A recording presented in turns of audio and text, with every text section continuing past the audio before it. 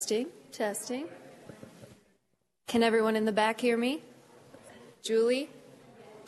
Hi, Julie. All right, so we're going to go ahead and get started. So I am happy to present Dr. Emily McCan. She is a rabid Iowa Hawkeyes fan. She's rabid. She has lots of gear. But she has brought a much-needed resource to the Spine Center, so she is our pain psychologist there, which is a huge benefit. So glad to welcome her, and this is going to be a great talk. Oh, thank you. Thank you. Thank you. Okay. No, I really appreciate y'all coming. I know these make for long days, and I know that there's free food, so that helps too. But I do appreciate everyone showing up, and I apologize to the residents that have seen some of this before, though I did try to sprinkle in some rad so that it's not exactly the same. So what I wanted to accomplish tonight is a basic introduction of who I am so that you have a face and a name. I don't know if any of y'all know that, oh, I'm from Georgia, by the way, so watch out for y'all and fix it just in case that happens. But I don't know if you knew about me before and didn't know who I was or didn't know how to refer your patients to me. So some of this is just meant to be an introduction to me, have some face time. And then I'd like for you also to have a sense of what it is that I do with patients, because it's very helpful when I get referrals for the patients to have some idea of what it is that they're coming to see me for. A lot of times I'll ask patients, so what do you know about this appointment? And like this morning, not a one thing. I don't know why I'm here. So then there sometimes needs to be some education and some demystifying about the fact that they got referred to a psychologist, not so much that they are having pain all in their head or that it's psychiatric in nature, but what it is that I do. And then more specifically, we'll talk about tonight sort of the scope of practice, what the goals for treatment are, and then what a typical course might look like. And then, again, I think that this is a really special department because I feel very valued here. And so I think that there is a sense of the value of pain psychology and interdisciplinary treatment of chronic pain. But again, just some research, some literature that shows really how everybody benefits from presence of psychology. And then I also have some ways that you can refer patients to me, how you can utilize pain psychology. And in the instances where maybe it's not appropriate in terms of insurance coverage, transportation, distance, I have a whole list of other community referrals that I've vetted in December that should be most up to date, and other places you can refer patients to if it doesn't work out to see me here. So what is pain psychology and why is it important? Well, it's important because over the last 40 years or so, psychologists have really been doing a lot of work trying to develop interventions for reducing pain, for reducing sort of the emotional suffering that comes along with it, reducing the interference in their ability to engage in activities and relationships in the ways that they want to. As of 2011, what I found was there was an estimated 100 million U.S. adults suffering from chronic pain. So that's a lot of demand. So what I do is the study, evaluation, and treatment of chronic pain using psychological methods, right? So you guys take care of the medical interventions. I deal more with the emotional suffering. So this is an easy way to explain folks what it is that I do to them if you feel like your patients could benefit from it. So when someone says, I'm having a lot of distress, I'm not feeling as comfortable talking to people about my pain, I'm not wanting to go out so much, I tend to just want to go into my room and be alone, or I'm feeling more bummed out or sad. When you pitch pain psychology to someone, you can say what they do is they deal with the emotional distress that comes along with chronic pain, which is a very normal experience to co-occur with chronic pain. So because, like I said, a lot of times people think that, oh, my doctor doesn't believe me that I'm in pain, or they think it's just all in my head. And so really having a quick one-liner, it's just to deal with the distress that comes along with the chronic pain and the interference that comes along with it. That tends to help me be able to do work quickly with folks and not have to do so much demystification or some validation around the fact that, no, we believe you're in pain, we don't think it's all in your head, and here's how I can be helpful to you. Because chronic pain can really get in the way of overall quality of life with sleep, physical functioning, relationships with family, friends, loved ones, And then there's also co-occurring depression, anxiety, and then also things like identity crises when people aren't able to go to the same job that they've been able to for the last 20 or 30 years. So there's a lot of work that I can do that can be helpful to them and to your practice as well. All right, so what do pain psychologists do? I love these guys. So we do, thank you, pre-procedure and surgical psychological evaluations. Sometimes insurance providers require a pre-procedure evaluation, so that's something I can take care of. But mostly what I do is sort of determine how someone copes with their pain, how they might be able to cope with their pain, or the procedure afterwards. So what's the likelihood that they're going to have a positive outcome after the procedure or the surgery? What are their current social supports? Because it's really important for them, depending especially on the nature of the procedure, how invasive it is, how long the recovery time is. Do they have the people around them that they can lean on? And if so, are they using them? A lot of times patients are underutilizing social support, and so getting a sense of what it is and how comfortable they feel asking for that support. So I do those. And then I also work in ongoing therapy with folks to set realistic goals and expectations about how pain psychology can affect their pain. One thing I tell folks is that I'm not guaranteeing you pain relief, but what I hope to be able to do is teach you some strategies and skills to be able to improve your quality of life.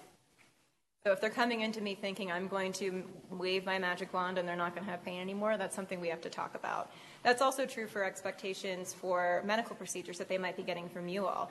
What do you know about these procedures? What do you think the outcome is in terms of reduction in pain relief, in terms of reduction in pain interference? So just making sure we're setting them up for success rather than disappointment or failure. So there's a lot of talk about that.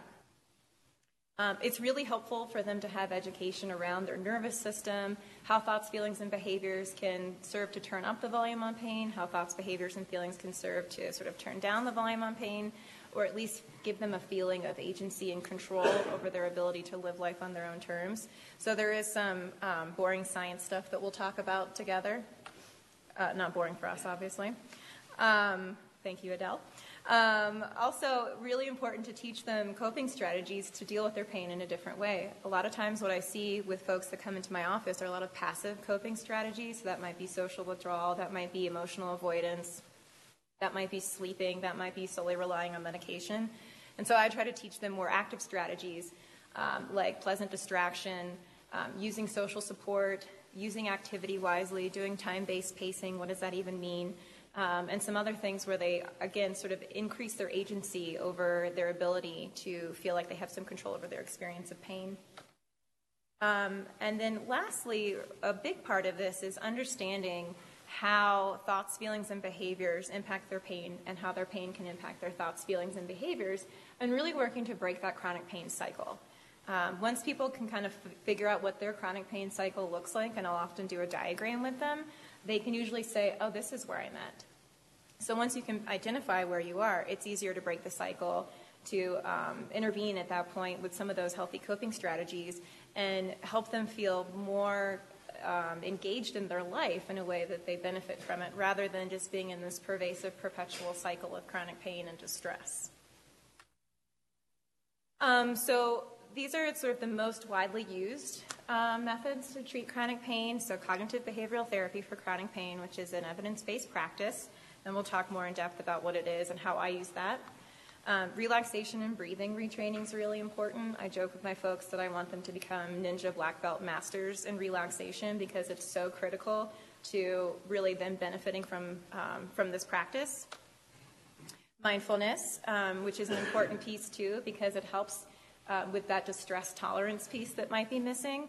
So understanding that in the present moment you might be experiencing pain, but what you're doing is you're having a thought or a feeling or responding to it in a certain way that may be contributing to more pain, to more distress. And what might it be like to just sit with it and to not have any judgment about it, but just to sit with it as if it doesn't affect you in the way that you've let it before.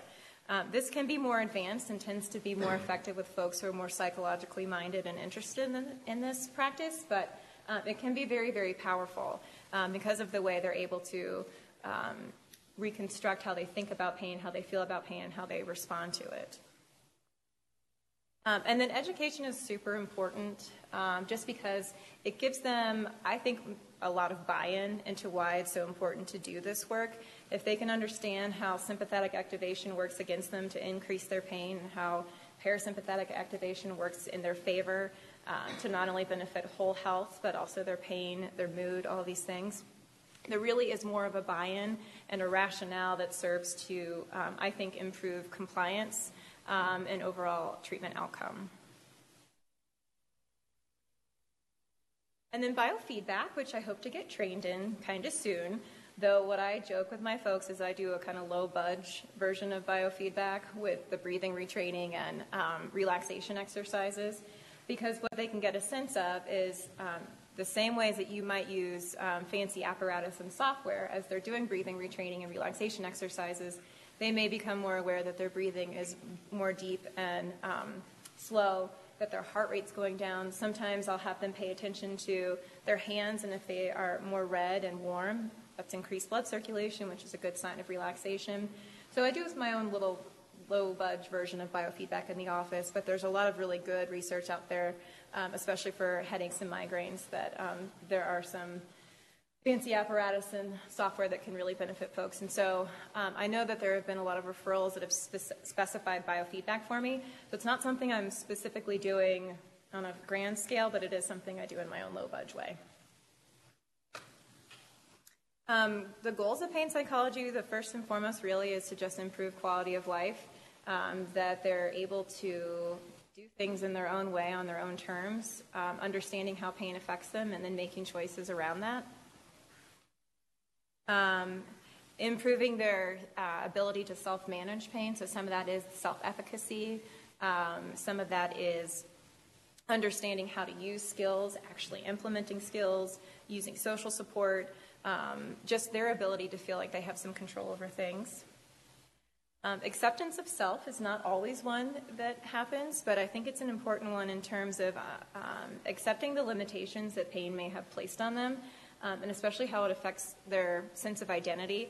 Again, if I'm working with a soldier of 30 years and all of a sudden they're having to go into retirement, medical retirement, or if I'm working with someone that has been very physically active and all of a sudden he can't go to the gym or she can't run the way she wants to before, that can have really significant impacts on how they see themselves and how they sort of fight against the pain and the limitations, and how that might result in overexertion, distress, difficulty with relationships. So there's a lot of work around self and identity that I think is really important, not so much in a way that's resigning to the limitations, but in a way that you're accepting them, you're owning them, and then you're still making choices based on them that allow you to engage in life in the way that you want to.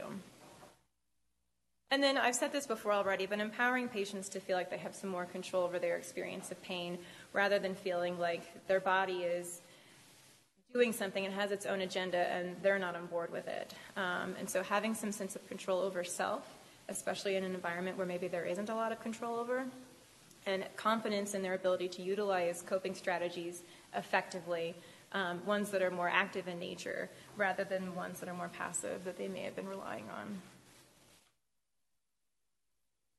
So a typical course of treatment for me looks like that first initial evaluation. So this would be someone that's coming in to see me more regularly, not so much for an evaluation, a pre-surg evaluation, but I do a 90-minute interview, and I have them fill out 3 measures for me.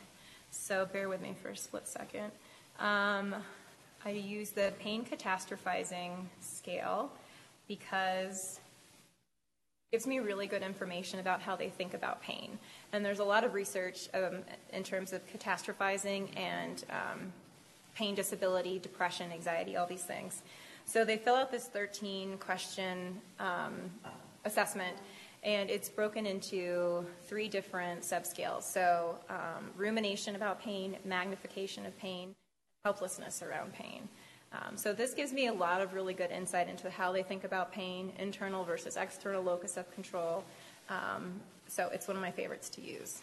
People sort of look at this and are like, what are you trying to get out of me? But I say, just do your best. Don't think too hard about this. And then there's a lot to talk about, and it helps me with my case conceptualization as well. The next one is the pain self-efficacy questionnaire. Say that 3 times. And so what they have to do is they go through these 10 questions on a scale of 0 to 10, with 0 being not at all confident, 10 being completely confident in their ability to do things despite the pain. So I can socialize with my friends or family members as often as I used to despite the pain. How confident are they in their ability to do that? I can cope with my pain in most situations. How confident are they in their ability to do that? And what we know is that scores lower than 20 tend to be predictors for increased disability and more distress, specifically to depression. Scores above 40, because it's out of 60, tend to represent more ability to return to work successfully with a better long-term outcome. So again, this gives me a lot of information and just 10 brief questions about how I might conceptualize their experience of pain and how they think about it. Then the last one is the brief pain inventory. And this just offers a lot of information that I don't have to spend time asking. So I get information about their highest level of education, occupation. A lot of times folks, if they are retired or unemployed, will say what their job was prior to that. If they're with a spouse, what their spouse's occupation is. They're able to write on the diagram where their experience of pain is, which is pretty diagnostic. Then they do their own pain ratings here, so I can get a sense of that. So over the last week, your worst, least, average, and right now. They let me know what makes the pain better, what makes it worse, what treatments they're currently taking, how much pain relief they get from their treatments, descriptions of their pain, which is really helpful because, again, this gives me a lot of insight into how they think about the pain, how they would describe it, especially with miserable and unbearable. A rating of how the pain interferes with their daily life, so general activity, mood, walking ability, work, relations, sleep, enjoyment of life. And then I get some really good answers about pain medication. So do you feel you need a stronger type of pain meds? Do you feel you need to take more of the pain meds than your doctor prescribes? And are you concerned that you're taking too much? So that's a nice end for me to be able to discuss what their current prescription is, what their concerns are. If they're taking a lot and they're not concerned, that's information as well.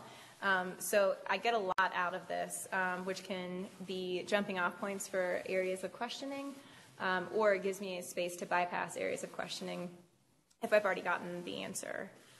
These are also things, the first two, that I'll do at the end of treatment to get a sense of how far they've come and how effective this treatment's been.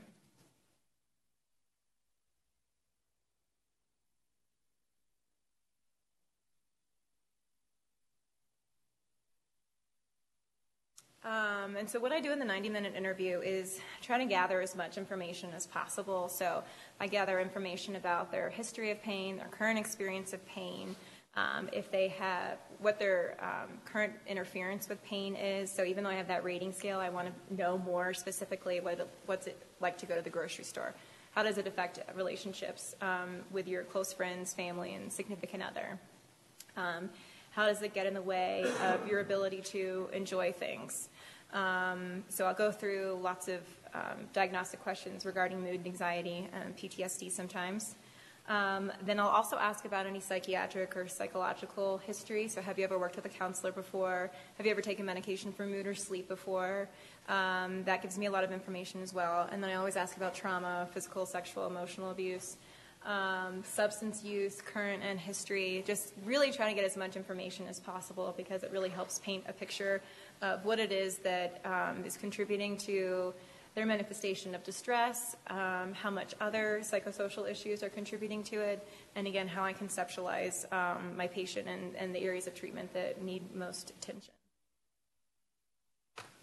So once I've done that, follow-up appointments are 60 minutes each, and they're very cognitive behavioral therapy for chronic pain focused.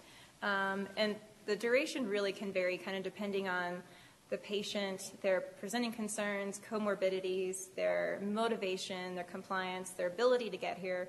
It really varies. Research shows that 6 to 10 sessions, group sessions especially, is sort of the therapeutic dose. But then there's also other research that shows 20 plus has longer positive effects. So, you know, it really varies.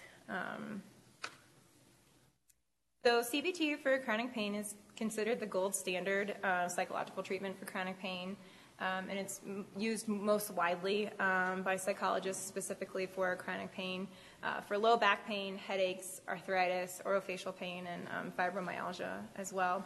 And when compared to treatment as usual or waitlist conditions, it does tend to be the best treatment.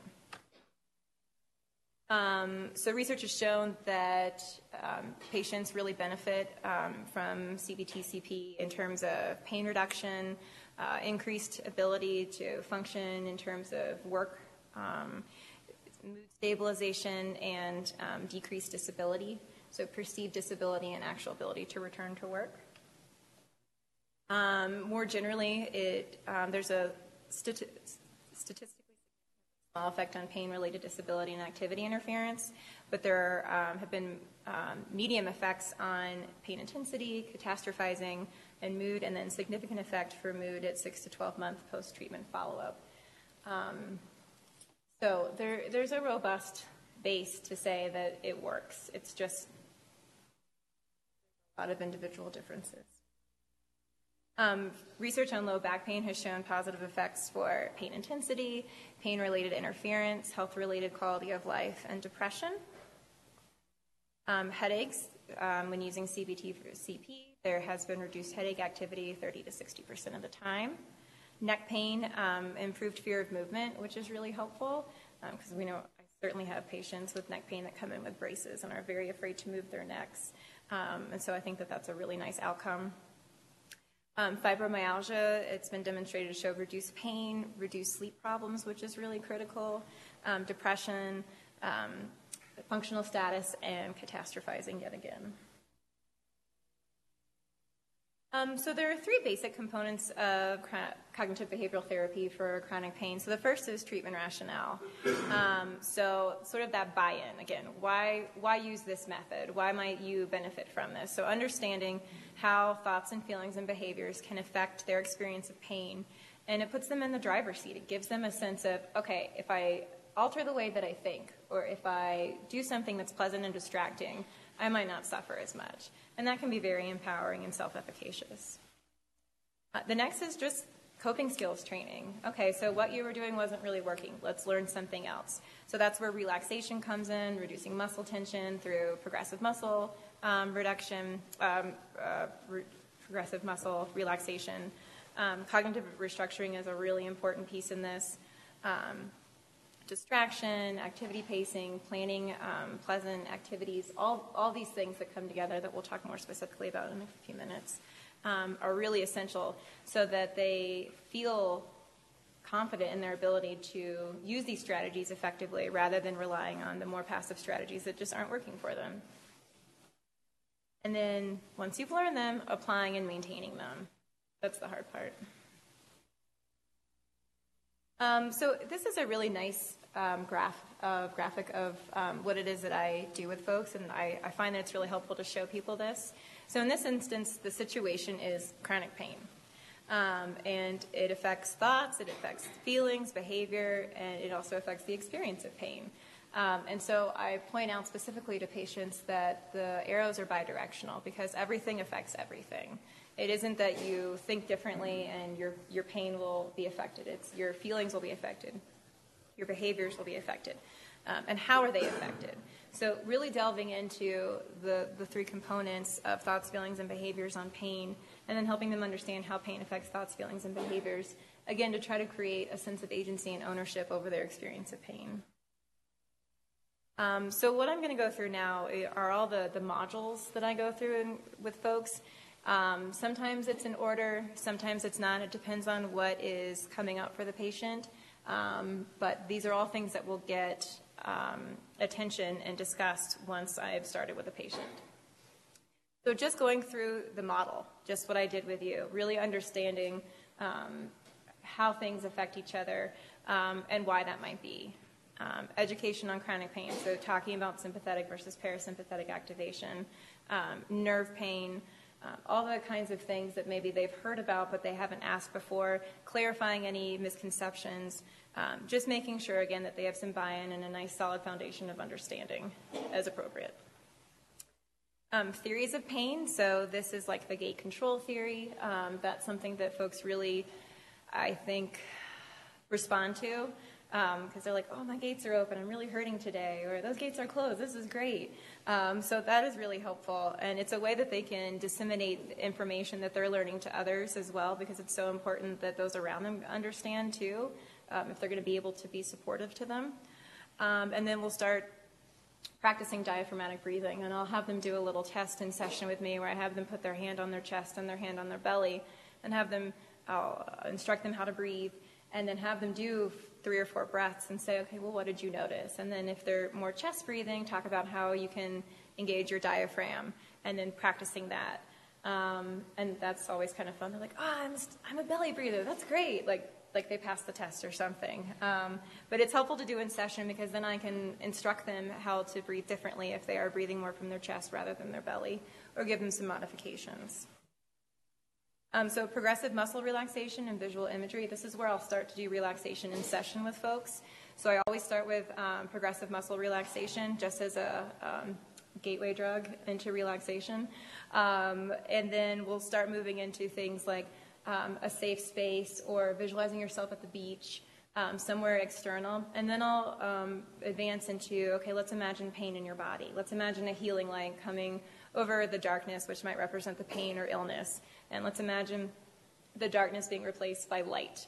And the light fills your whole body and things like that. And so people really like that. And it's something that we'll do once I start with the progressive muscle relaxation.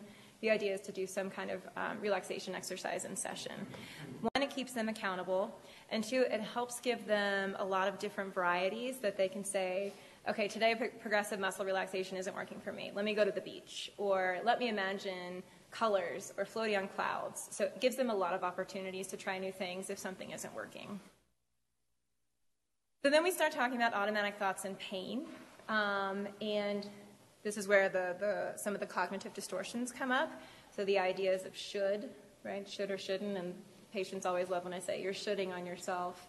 Don't should on yourself or others, right? They love that. And then I have to say, I didn't coin the term, but, it's pretty great. We'll talk about black and white thinking and how that contributes to more pain and more activation, because if it's either all or nothing, I either hurt or I don't, there's no gray. That can be distressing. We'll also talk about strength and weakness, because I think that can be a really hard piece for folks to wrap their brains around. So if I'm hurting, it must mean I'm weak. And if I'm going to be strong, then I have to muscle through and not show people that I'm hurting or not talk about the fact that I'm hurting. So sometimes I've found for both men and women, this can be a really difficult stuck point, if you will, especially if they've come from households where strength looks like muscular strength, being able to lift things up over your head and chuck them down, or strength means not experiencing emotions or not showing emotion. And if you're not showing that, then you're showing weakness, which means you're bad.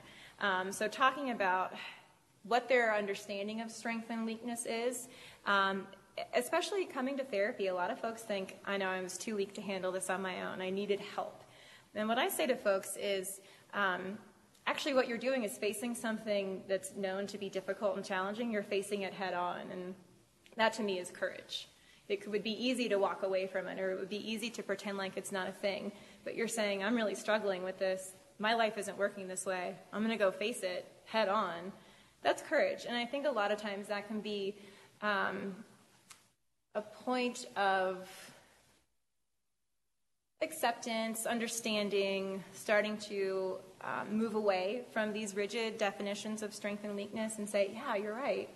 Maybe letting myself feel my sadness or my disappointment or my frustration because it doesn't feel good, maybe that is courage. Maybe that's not weakness. And so that's a place that I think is really important to talk about, because that can be a really critical barrier and then benefiting from treatment if they're not able to allow any emotional expression, or maybe only willing to show weakness in front of me but not to others. Then we also talk about gender roles, because I think there's a lot of that. I think there are so many gendered messages around pain. So again, for men, pain is some sort of demonstration of weakness. For women, it might be a demonstration of like histrionics, right, or drama. And so doing a lot of work around messages that they might have received around gender roles and their pain. and how we might start to combat and refute some of those things. That's a really big piece for me, and I think that it's impossible to get away from gendered messages in anything that we do, so that is kind of a big piece of my practice and conceptualization anyway. But I think in terms of pain, it is particularly relevant, and it's something that I think requires attention. So once we've identified those automatic thoughts about pain that are coming up for them, these especially can be related to, oh my gosh, I can't move or else I'm going to do more damage, or I know if I move the wrong way I'm going to hurt, so I just better sit still. Once we can identify them, go through the cognitive distortions, figure out the ones that they are best at. That's what I like to say. I joke that I'm an award-winning catastrophizer. So figuring out the ones that they do most often, sort of their default automatic thoughts, that's when we start to figure out, okay, how do we look at this differently? So often what I'll do is I'll say, hang in there with me, but what if a problem was an opportunity? What if a threat was an advantage? And it's kind of like, I don't know how you get from one place to another, but I'll say, okay, well, think about, I'll give the example of my husband snoring, which he is going to hate that I just did, but sometimes he snores, right? And rather than saying, gosh, he kept me up all night snoring, I'll say, oh, but he's snoring, so I know he's close to me. Right? That is cognitive restructuring. Right? Or having folks over for Mardi Gras, for example, last night, and then they all get to leave and you have to clean up the mess. Oh, but I just had a party with all my friends around me. That was a ton of fun. I'm really glad for this mess. It's a little bit tongue-in-cheek, but it's what's required to think about things differently. And so one of the things that I talk about with folks, specifically with chronic pain, is developing empathy. You have a kind of empathy that other people with chronic pain don't have. You can relate to someone else who suffers from a chronic illness, from chronic pain, maybe even acute illness and pain in a way that other people might not be able to because you actually experience it. And for some people, that's really powerful and meaningful. For other people, they're like, I would be fine without empathy. I don't need it. So we have to keep working. But there are ways, and this is a lifestyle change, right? In the same way that I'm conditioning folks to use relaxation, there is conditioning and to think differently about negative things. That takes a lot of practice and a lot of buy-in. So that's cognitive restructuring. We also do reality testing. Is this really the worst thing that's ever happened to you? What might be worse? How you might refute some of those cognitive distortions. Is it really all or nothing, or is there some gray in between? And then again, I think gratitude especially is one of the most powerful interventions for cognitive restructuring, because if you can find something to be grateful for, it's hard to feel crummy about something. So even if it was warmer today than yesterday, right? Let's be grateful for warm weather, or for seeing the sun, or for there being a funny TV show on, or for you seeing a cute dog walking in front of you.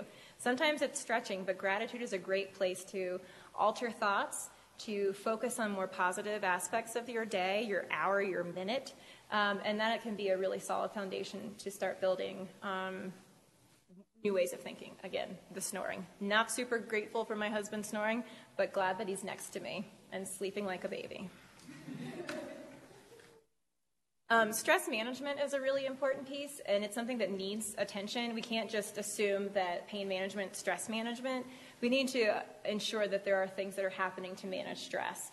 So sure, some of the other things that we'll talk about, distraction, pleasant activities, hanging with friends, all those things can be helpful with stress management, but self-care needs to be a big piece in there. I was with a woman today who's got twin 3-year-old boys, and her husband's work all the time, and she hasn't been able to do the things that she normally does for self-care. And I said, you need to start thinking about this like medication. This is something you have to do every day. You wouldn't miss medication. You need to not miss self-care, even if it's 5 or 10 minutes of it.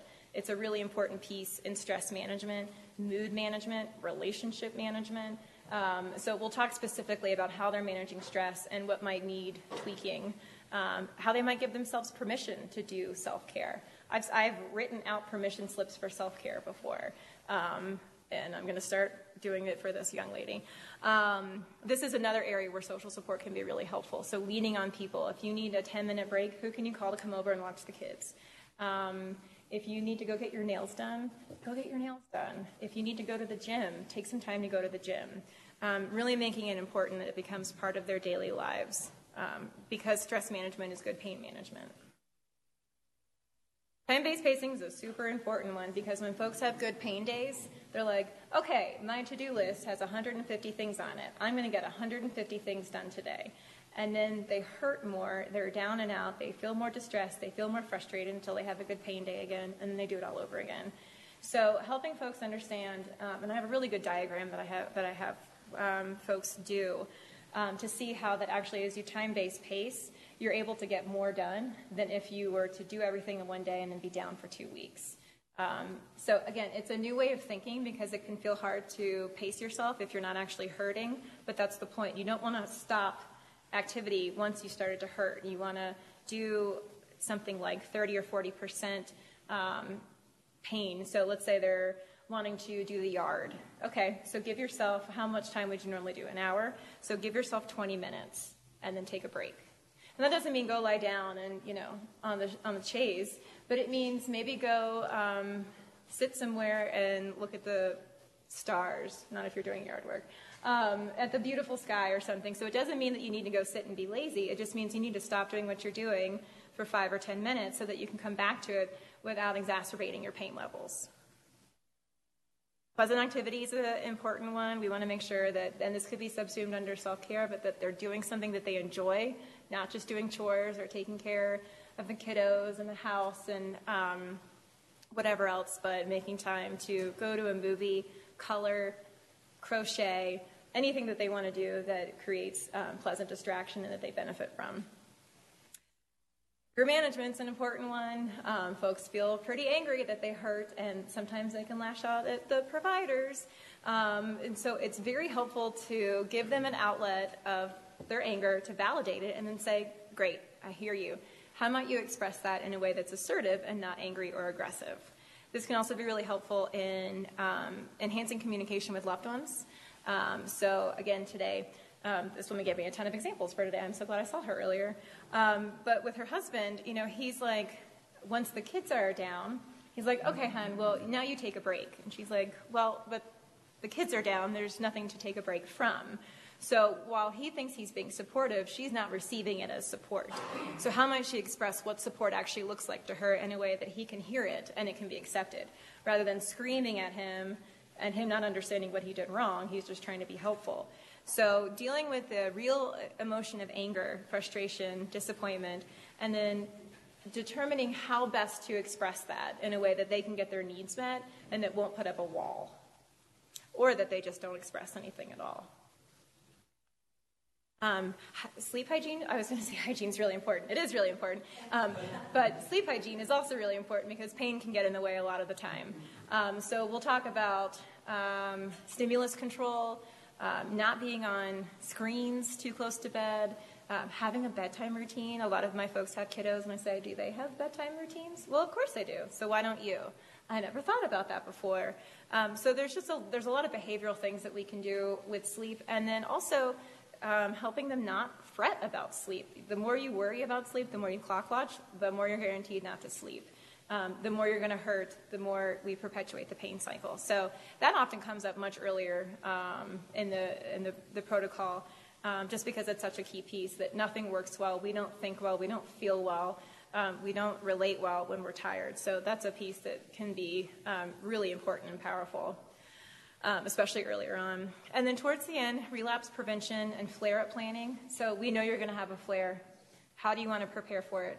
How do you want to deal with it when you know it's going to come? So it's kind of like having a safety plan for flares. Who can you call? What can you do? What do you know helps you feel better? Maybe you schedule a massage every so often. Maybe you do more activity planning up to that point.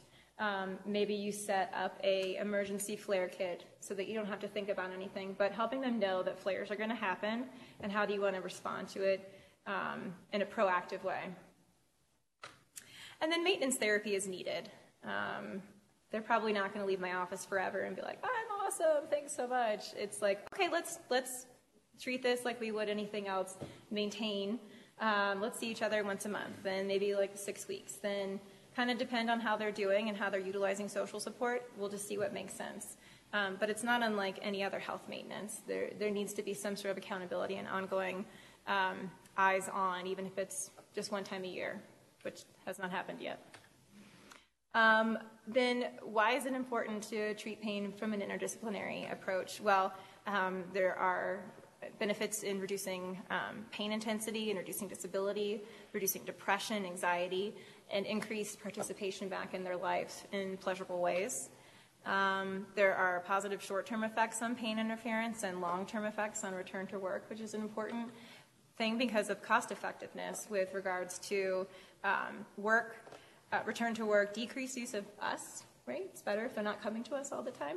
And less dependence upon disability payments especially. Get them back to work, help them feel like they're contributing, that they have a purpose, and that they can kind of make their way. Okay, so how best to use me? So there is a place to make referrals within Epic.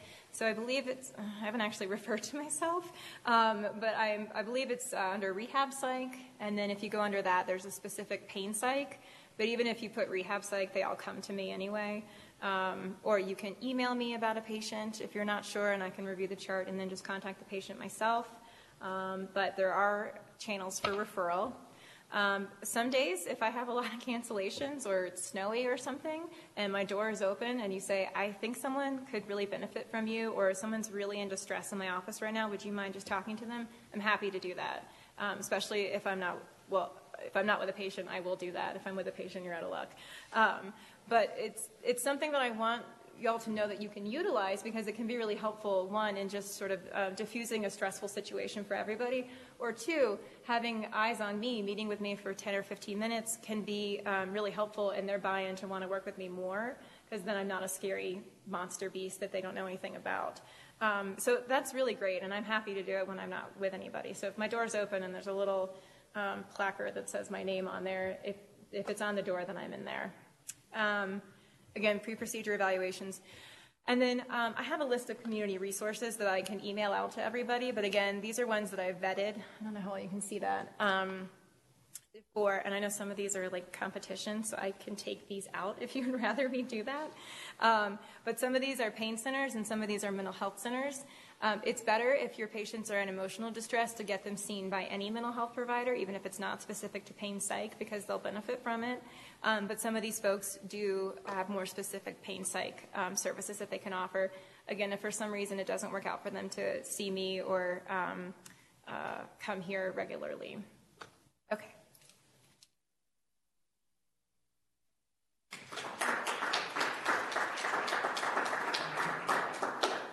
Oh, no, a question, okay.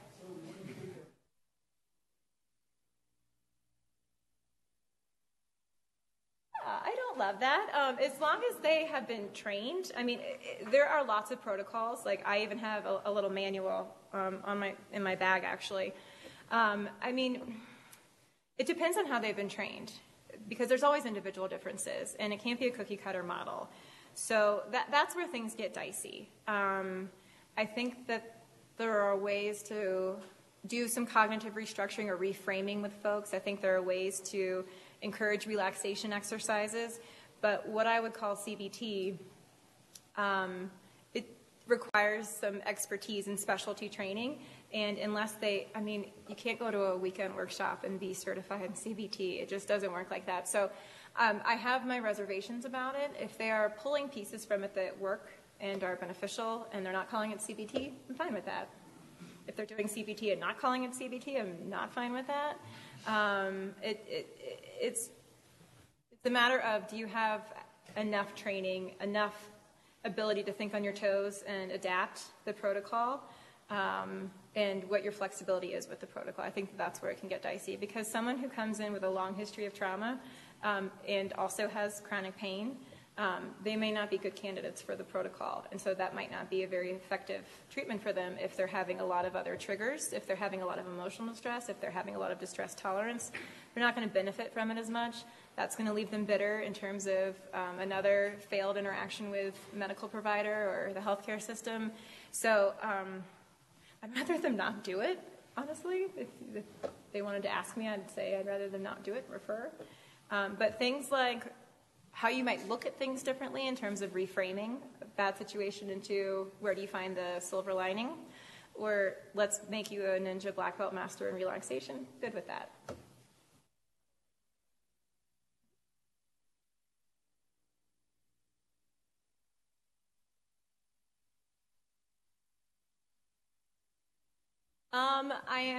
So for spinal cord stem procedures, I think there's always a psych eval that comes along with that. I recently had an eval for a multi-level fusion, and I think that there is a requirement for that as well. So a lot of times there is some sort of you need to be seen by any kind of psych. They don't specify pain psych or health psych necessarily or rehab psych.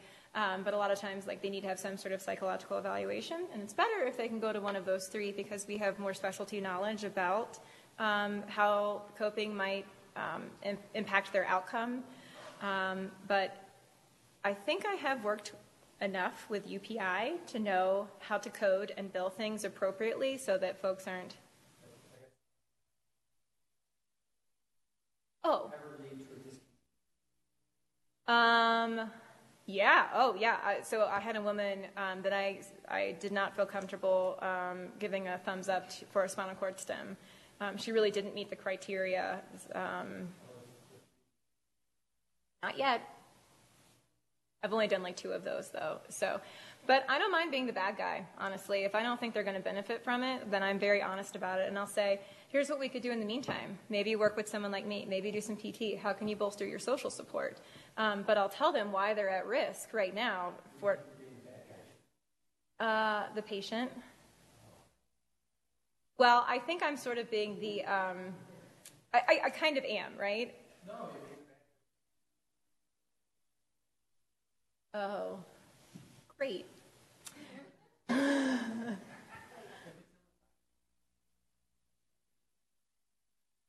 Sure. Right. Well, and what I tell the patient is ultimately it's still yours and your doctor's decision.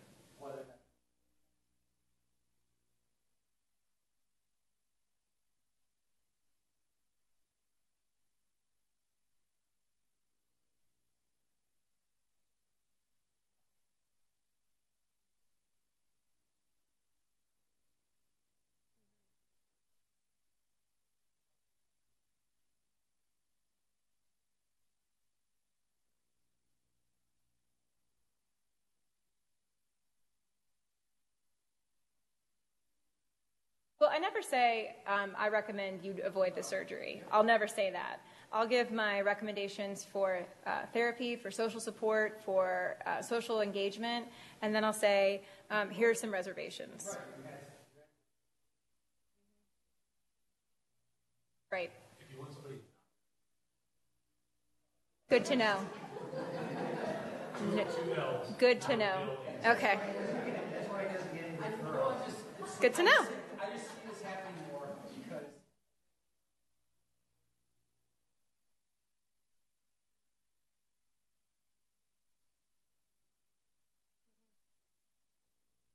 Oh, okay.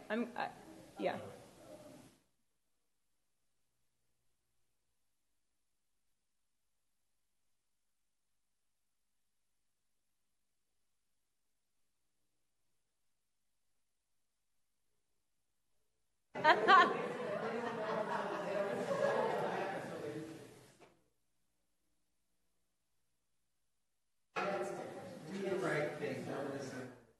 Okay. Earmuffs. Go ahead.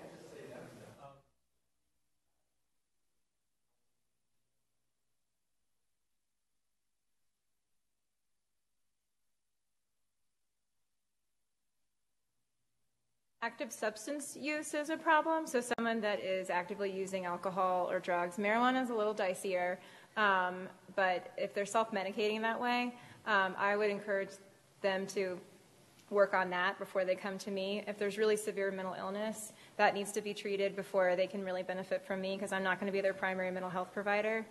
And if there is a sort of I'll get folks my doctor told me to come. Okay, well, what do you think about it? I don't really think I need to be here.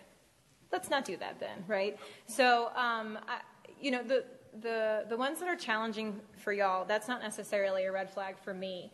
But I think it's the ones that like just don't see the benefit of it and or are struggling with other more severe mental illness or disability.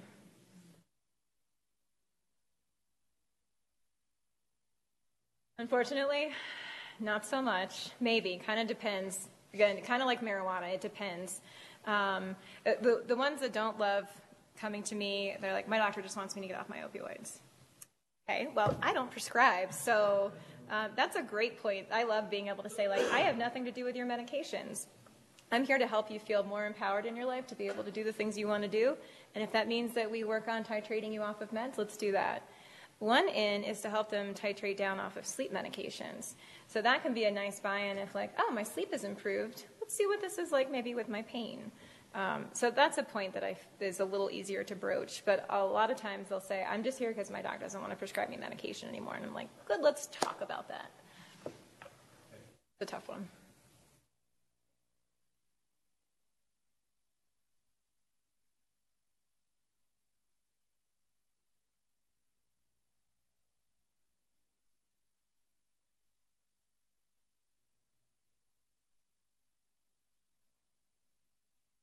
I don't know the literature off the top of my head. What I will say is a lot of patients interpret things as very invalidating. And so I think any way you can validate the patient's experience is really powerful and is going to work in your benefit. Because in this system, people get bounced around. They say, they don't believe me, or this doc didn't, thinks it's this, or they think it's all in my head. So I think the more you can just validate their experience, you don't have to tell them that they're right, but things like, this is really hard for you, like basic motivational interviewing kinds of things. Spitting back what they're saying can be very powerful and can help them not have such distorted understandings of what it is that you're trying to disseminate when you have 5 or 7 minutes to give them a summary of their experience. Sometimes patients just want to hear what they want to hear, and so it can be helpful if you have the time to say, what did you just hear me say, or how do you make sense of that? And then that's an opportunity for clarification. But that's a tough one because other experiences can color and prime them to hear things in a certain way, and you don't necessarily always have time to be able to delve into what is your understanding, where do I need to clarify. Sometimes that could be where nurse follow-up phone calls could come in, and so even if it's not you contacting them, there's some care that they're perceiving from the community, some opportunity for clarification, some opportunity for more motivational interviewing. But that's a tough one. So typical psych response would be just validate, normalize their experience. And they come from yeah. Suck it up. Right. You don't believe and you do have no matter how I do it, I think there's something wrong. yeah. And you have really particularly difficult patients too, I will say that. So sometimes you just throw your hands up. When there's no resident in the room, that's exactly right.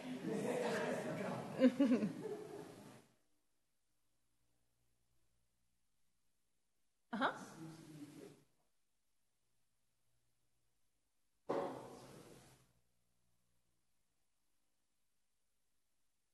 Not enough.